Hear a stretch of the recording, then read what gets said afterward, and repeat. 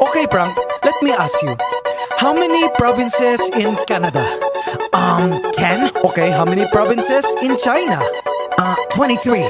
How many provinces in the Philippines?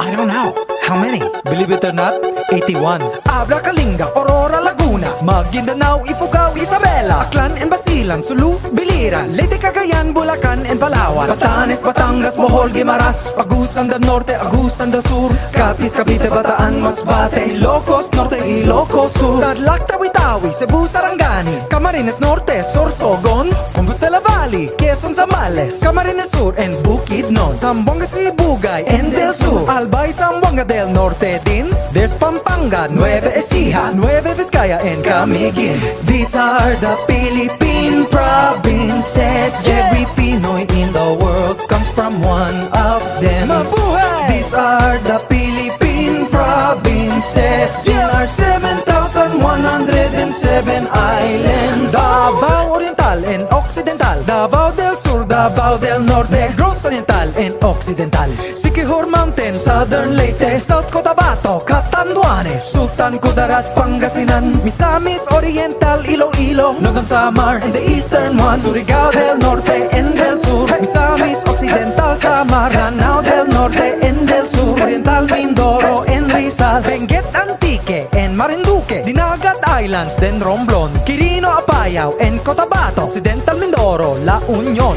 These are the Philippine provinces. Every Pinoy in the world comes from one of them. Mabuhay! These are the Philippine provinces. In our 7,107 islands.